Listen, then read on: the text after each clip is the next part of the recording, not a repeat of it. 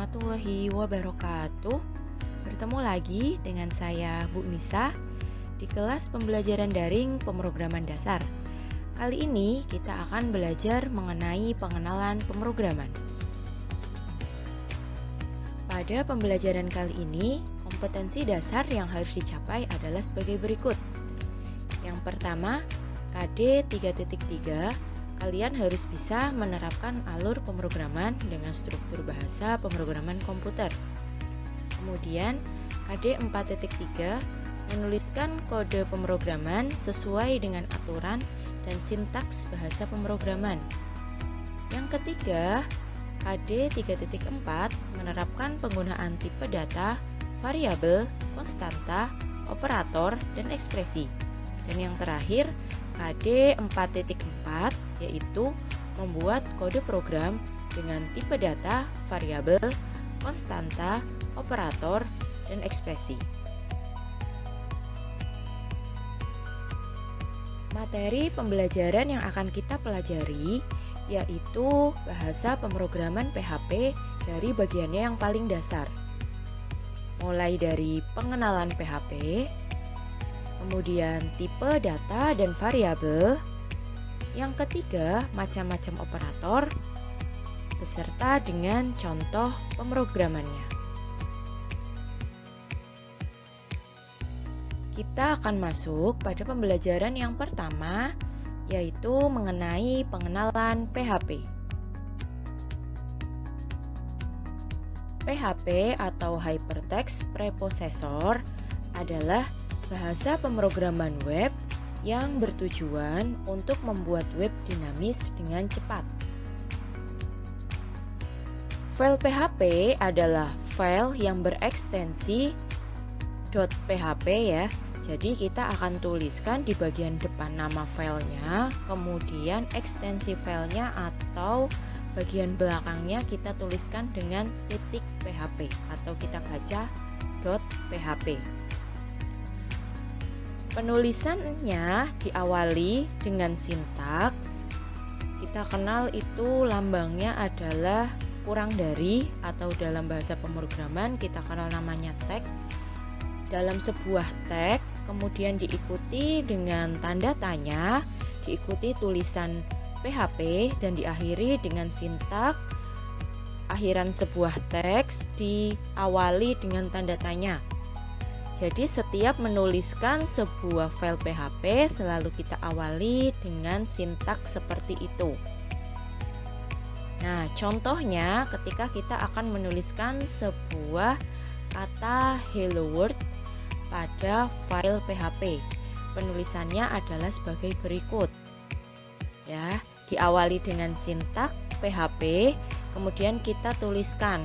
Dalam menuliskan sebuah kalimat atau kata atau menampilkan dalam bahasa PHP kita menggunakan sintaks echo, tulisannya ECHO. Echo kemudian diapit dengan tanda petik 2 dan tulisan yang akan kita tampilkan. Di situ kita akan tampilkan hello world, maka kita tuliskan hello world. Jadi diawali dengan sintaks PHP, kemudian kita tuliskan sintaks echo, jangan lupa petik 2, kemudian hello world, dan diakhiri dengan tanda titik 2. Bagaimana sih membuat file PHP yang baru? Kita bisa menggunakan berbagai macam text editor untuk membuat file PHP. Semisal Notepad++, Sublime Text, Visual Code, Adobe Dreamweaver, dan lain-lain. Yang terpenting adalah kita harus menyimpannya dengan ekstensi .php. Jangan lupa gunakan sintaks tag tanda tanya PHP di setiap awal file. Jika file kita murni PHP, maka tidak perlu sintaks penutup tanda tanya tag. Namun, jika bercampur dengan konten non-PHP, maka sintaks awal file PHP dan penutupnya sangat diperlukan. Nah, berikut ini adalah langkah-langkah yang diperlukan setelah menyiapkan text editor dalam membuat file PHP yang baru. Yang pertama adalah buatlah file baru dan tuliskan kode program PHP yang akan kita buat. Setelah itu, simpan file tersebut dengan memilih file dengan ekstensi file.php. Dan yang terakhir, kita bisa beri atau namanya. Contohnya ya, pada file yang akan kita buat ini namanya adalah helloworld.php.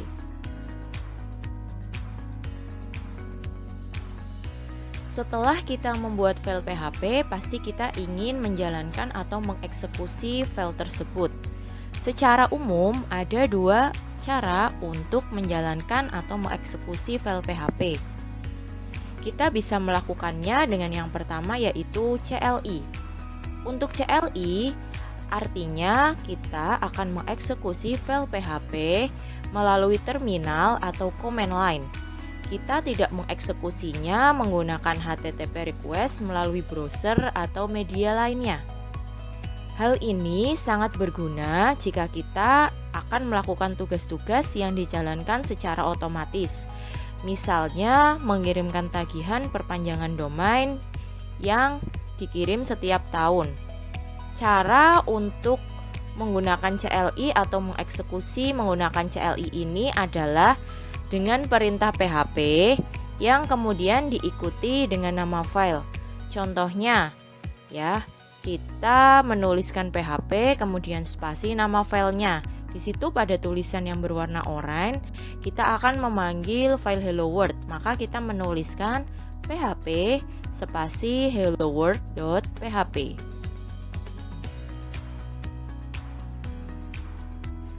Cara kedua untuk menjalankan file PHP adalah menggunakan web server. Menjalankan file PHP melalui web server artinya kita mengeksekusi file PHP melalui HTTP request, melalui browser atau media yang lainnya. Contoh paling sederhana adalah seorang user membuka URL localhost /8000/helloworld.php. Lalu web server akan menangkap request tersebut dan membypass ke interpreter PHP untuk mengeksekusinya.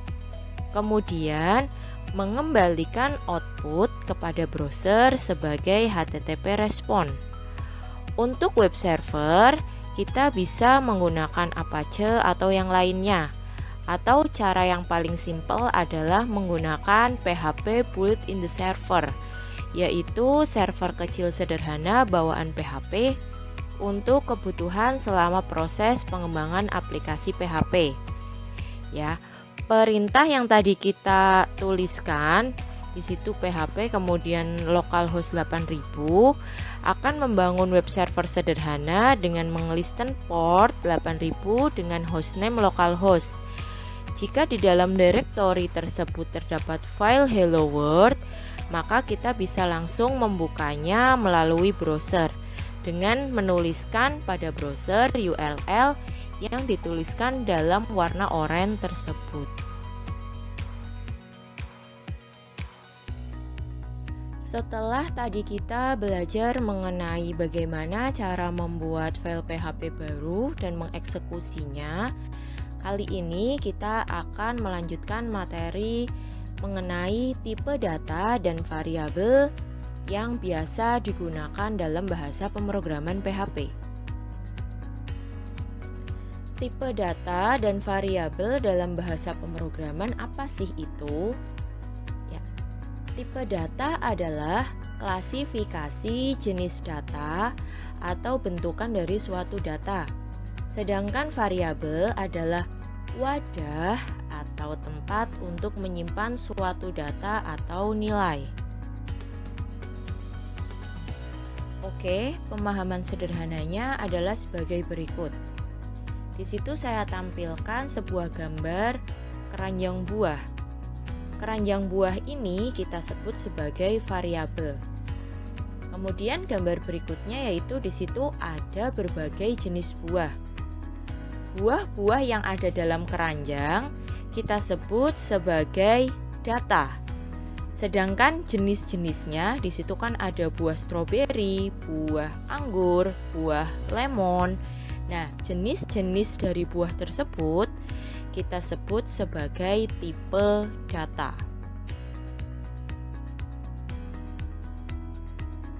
Oke, tadi kita sudah mengerti apa itu tipe data dan itu variabel. Nah, tipe data ini memiliki berbagai jenis. Jenisnya apa saja sih? Yang pertama adalah integer. Integer ini adalah tipe data yang berisi bilangan bulat. Kemudian yang kedua adalah float. Float adalah tipe data yang berisi bilangan desimal. Kemudian boolean. Boolean ini merupakan tipe data yang berisi dua nilai saja, yaitu true or false atau true dan false. Kemudian yang ketiga adalah string. String adalah tipe data yang berisi data teks yang diapit oleh tanda petik 1 atau tanda petik 2. Kemudian yang kelima adalah array, tipe data array, yaitu tipe data yang berisi himpunan data. Dan yang terakhir adalah tipe data objek, merupakan tipe data yang isinya adalah objek atau instansi dari kelas. Nah, untuk lebih jelasnya mengenai macam-macam tipe data akan kita lanjutkan di slide berikutnya.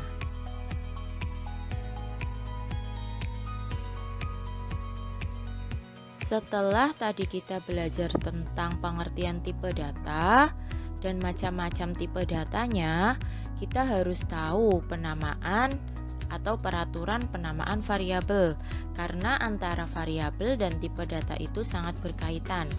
Dalam PHP ada beberapa peraturan penamaan variabel.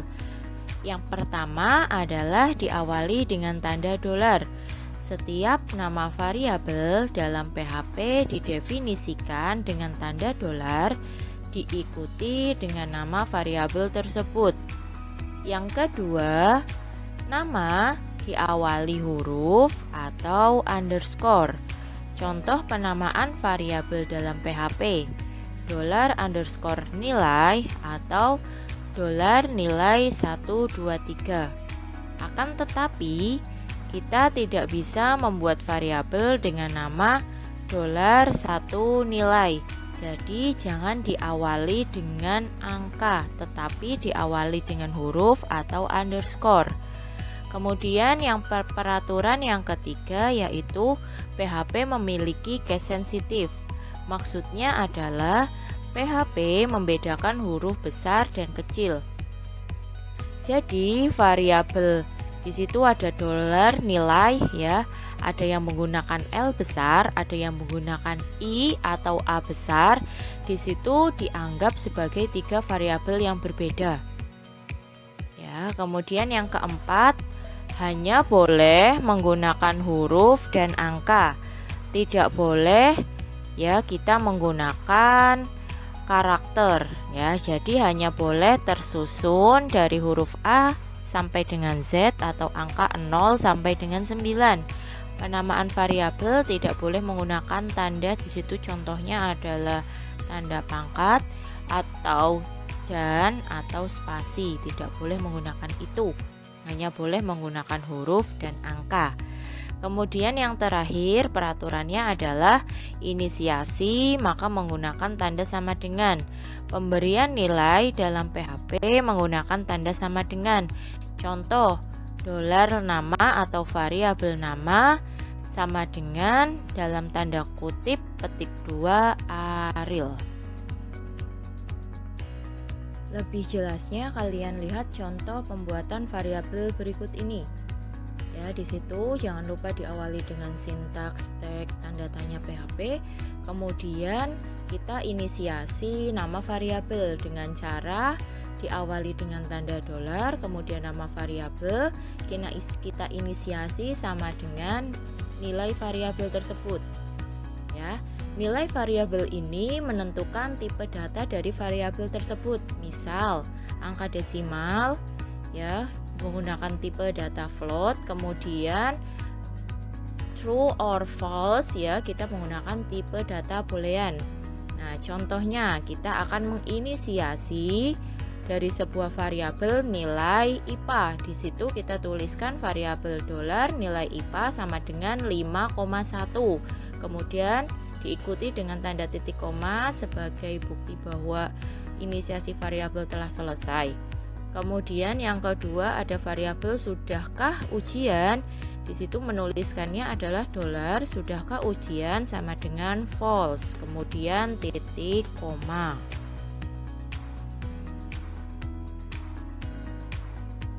Setelah tadi kita sudah tahu bagaimana cara membuat sebuah variabel dalam bahasa pemrograman PHP, sekarang kita akan gunakan tadi ya tipe data dan macam-macam yang sudah kita tahu dalam inisialisasi sebuah variabel. Pada kotak sebelah kiri di situ saya tuliskan kode program. Kemudian pada kotak sebelah kanan itu adalah output atau hasil dari file PHP yang sudah kita eksekusi. Di situ kita menginisiasi dan menginisialisasi variabelnya sebagai berikut. Variabel A dengan nilai 10, kemudian variabel C dengan nilai A ditambah 5. Kemudian untuk menampilkan data, maka kita gunakan perintah atau sintak echo. Echo variabel A kita tampilkan nilai dari variabel A, dan echo variabel C kita tampilkan ya variabel C nilainya adalah berapa. Kemudian untuk mengetahui tipe data dari variabel, maka kita menggunakan sintak var underscore dump, dump, kemudian diikuti dengan nilai variabelnya. Nah, outputnya adalah sebagai berikut.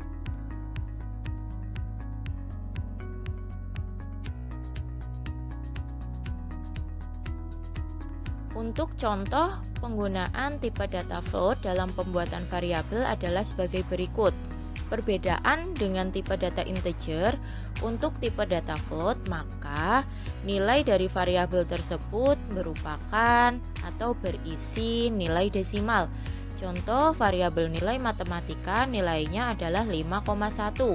Kemudian variabel nilai IPA di situ bernilai 6,7. Nah, di sini kita akan menghitung rata-rata. Jadi, kita bisa menginisiasi variabel baru dengan nama nilai rata-rata yang diambil dari nilai matematika dan nilai IPA dibagi 2. Kemudian kita tampilkan.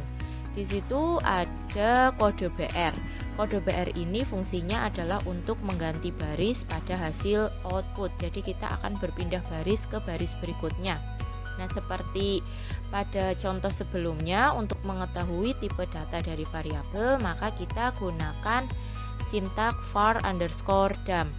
Outputnya adalah sebagai berikut, yaitu nilai rata-rata adalah 5,9. Kemudian tipe datanya adalah float 5,9. 5,9 ini kita ambil dari perhitungan nilai matematika 5,1 ditambah nilai IPA 6,7. Kemudian setelah dijumlahkan dibagi 2, maka hasilnya adalah 5,9. Selanjutnya adalah contoh pembuatan variabel dengan tipe data boolean. Tipe data boolean ini hanya berisi 2 nilai, yaitu true atau false. Kode programnya ada pada kotak bagian kiri. Di situ saya memiliki variabel luluskah siswa dengan nilai true. Kemudian sudahkah siswa ujian dengan nilai false. Ketika kita tampilkan, ya langsung saja saya tuliskan di situ adalah nilai tipe datanya. Ya, untuk yang pertama luluskan siswa, outputnya adalah di situ bertipe data true, bertipe data boolean dengan nilai true. Kemudian sudahkah siswa ujian, bertipe data boolean dengan nilai false.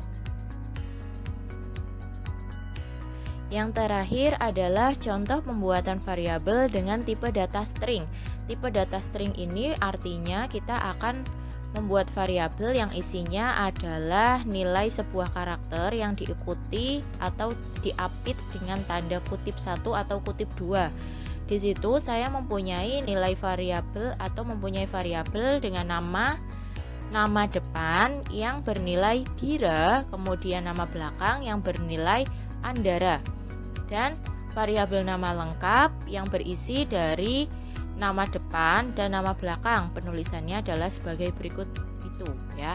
Kemudian saya akan menampilkan nama lengkap titik 2 ya, kita ambil dari nilai nama lengkap. Outputnya di situ akan tertuliskan nama lengkap dira. Jangan lupa ketika kita akan menuliskan sebuah string, maka harus diapit dengan tanda petik 1 atau tanda petik 2 agar tidak error. Itu tadi adalah sedikit pengenalan tentang bahasa pemrograman PHP, tipe data dan variabel yang digunakan. Ya, sampai bertemu lagi di video pembelajaran berikutnya. Terima kasih sudah menonton sampai dengan akhir. Semoga apa yang tadi saya sampaikan bermanfaat dan materi tadi bisa kalian catat di buku batik ya, agar kalian lebih paham lagi. Besok kita akan praktekkan di pertemuan tatap muka. Terima kasih, saya akhiri. Wassalamualaikum warahmatullahi wabarakatuh.